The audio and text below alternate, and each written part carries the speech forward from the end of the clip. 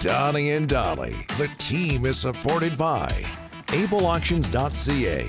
Closing your business? We can help.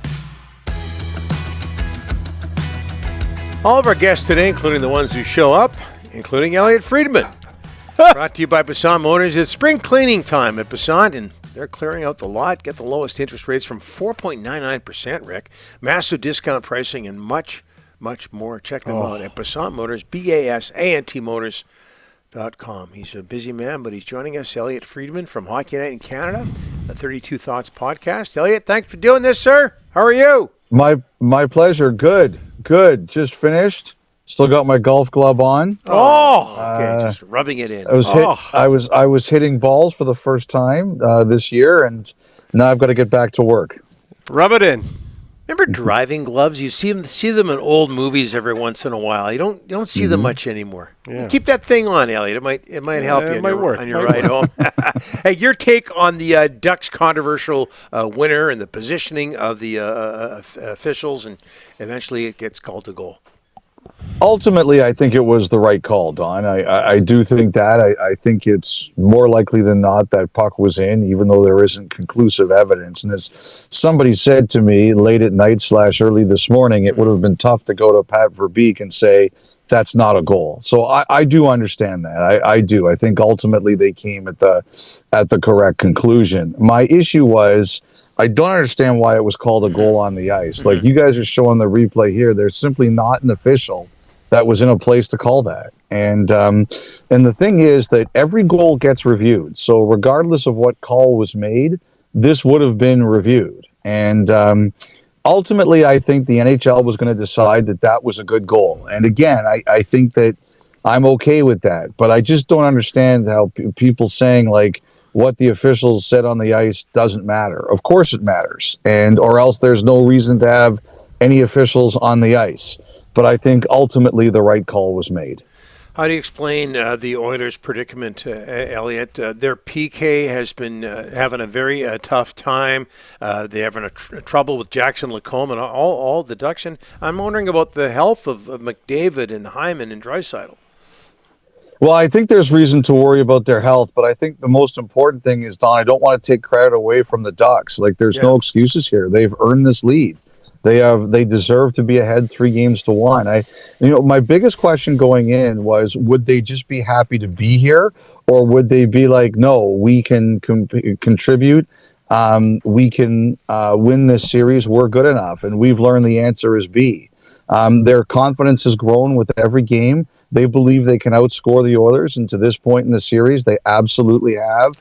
I do think Edmonton's health down the middle is a concern. None of McDavid, Draisaitl, or Dickinson are healthy, but at the end of the day, they've been phenomenal, the Ducks. And the amazing thing about a guy like Lacombe is everybody forgets he was on the Olympic team, but he couldn't see any action because of who was in front of him, right? And he's leading the playoffs in scoring. He's playing 30 minutes a night, and they've got him signed for $9 million a year. And the guy's an absolute stud. He's been fantastic. All right, Elliotte, give us the goods. The Canucks GM search. What are you hearing? What do you know? So there's been a lot of names, in addition to the names that have been out there, Rick, and that includes Doan. You've reported Ryan Bonus. Bill Scott's name was reported by John Shannon, I know, who's a frequent guest of the show on the weekend. Ryan Johnson, we know, has gotten a formal interview. There's 5 other names. Ray Whitney, you reported. There's 5 other names I've heard that I've been working on. The thing that's interesting to me is that I believe a few of them have BC ties, and not necessarily Canucks, but I think they've wanted to expand their list to some people who have BC connections, but maybe have never been Canucks or played for the Canucks. I find that really interesting, and I'm working on confirming those names. But they've interviewed a lot of people. Like, it sounds like they've interviewed somewhere between 15 and 20 people, and at some point this week, they're going to cull that list. But I believe some of the names are new names. I believe some of the names are people who have been interviewed elsewhere, and I'm just working on nailing them all down. But it's quite a big group, and there's experience there. There's inexperience there in terms of people who've never been the GM before. There are some people who have no connection to BC or the Canucks, and there's others that have connection to BC but not to the Canucks. So it's an eclectic group. There's no question about it. Now, I think, Rick, what we're about to find here is who's serious and who isn't. Yep. And I think we're also going to figure out here how many people are on that serious list. I'm curious to see what the number is they cut it down to. And Elliotte is frozen. In We've time. lost him. Yeah. Time. We'll try to reconnect with him, Ryan. Okay, so one thing he said there that caught my attention, I'm sure the attention of our customers as well, but 15 to 20 people 15 to 20 have been interviewed, according to Elliotte, for the Canucks vacant GM job. Yep. And I take it that includes Shane Doan, who strikes everybody as more of a 100%. president type. Yep. That's a big number, Donnie. And it's a wide net that they've casted. And I think that's a pretty significant amount of people. And guess what, Don? When you talk to 15 to 20 people, you ask them, how would you fix the Canucks? What's wrong with the Canucks? You get a lot of intel. And this process is giving them intel from good hockey people. What's wrong? How are you going to fix it? Do you have a plan? Do you have a vision? Pick the right guy. Well, and then you learn about yourselves in that. And Moj made this point last week. Are there things that we're doing that I'm not going to say the laughing stock of the league, but things we definitely need to improve on that maybe we weren't aware of? Oh, 100%. When you talk to people like that, depending on how forthcoming they are. But 15 to 20 people, which would be more than we thought. But the name that is mentioned in some articles, which seems just impossible to me, is Roberto Luongo, who's been with the Florida Panthers front office. Yeah. Let's be honest here. Him coming back, first of all, he clearly likes living there. Oh, Donnie. He wanted out of Vancouver to go back to Florida, infamously.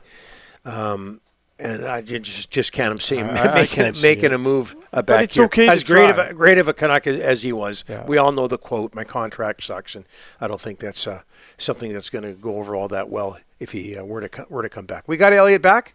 Where were we, Elliotte? I can't. Now, look at this. Look at this. You're going back on the course or the driving range. No, you know what happened? My iPhone overheated in the car. What the heck? That's how busy you are, Elliotte. Oh, you're going to look for your balls. You lost a bunch of balls. You're looking for them. That's a hopeless cause, Rick. So anyway, as I was saying, I think that I do believe there are some candidates in the Canucks search that have been involved in some other searches, and I think there's also some candidates who have not been involved in other searches, and I also think that there are some people who are still. Can you hear me, Elliotte? Yeah, I hear you. Okay, so go to the Maple Leafs for me, because I know you're all over that. Mike Gillis's name. What's going on in Toronto with their GM search, Elliotte? I believe the Maple Leafs are waiting to see Matt Sundin's answer on how involved he's willing to be, and because I think the answer to that question could shape how their front office looks, how big a role he's willing to take, and what he's willing to do. Wow. Does that point to Mike Gillis, Elliotte? Because of their relationship? I don't know. I do not believe the two things are connected. Elliotte, one more. We saw how Quinn Hughes departed Vancouver. Brady Tkachuk. Everybody thinks he's going to leave Ottawa. What's your gut saying? Well, he had a baby this weekend, or his wife Emma did. Yeah. I have to say I'm sensitive to these kinds of headlines when someone's just given birth. Yeah. So if you don't mind, I'm just going to take a couple days to figure. I want to hear from him directly. Yes. There's been a lot of speculation around him, and he has said, "Look, none of it has come from me," and he doesn't want. And he said that it's always been other people talking. I want to hear it right from his mouth. What does he want to do? Yeah. And quickly, Elliotte, if you don't mind, and this story was overshadowed by all the activity in the playoffs over the weekend, but Anze Kopitar, his legacy in LA and around the National Hockey League. Well, if you think about it, Don, you have to say the greatest king ever is Wayne Gretzky, right? Because he played for the Kings. But if you really deep down go at it, the greatest king of all time, in terms of day one to the end of his time with the franchise, is Kopitar. And did you see his kids yesterday? Yes. How excited they were at the mention that he's going to be home. It's just time. But I'll say this it's going to be a big challenge for them. It's a huge hole. And the other thing, Don, is they're looking for a center. The problem is every center they're going to want to trade for, the ask is going to be Byfield. And it doesn't make any sense for them to trade Byfield. They want two centers, not one. So I think that's going to be a big challenge for them. But Kopitar, I mean, you saw the reaction of all the other players every time he played somewhere. That speaks more than anything I could say. Like, he was hugely respected and believed in. Elliotte, two different locations. The glove, the I'm golf sorry balls. this was such a gong show. I apologize. You went out of your way, and we appreciate it. We'll talk to you in a couple of weeks. All right, boys. Take care. You bet. Elliotte Friedman, Hockey Night in Canada, and the 32 Thoughts podcast.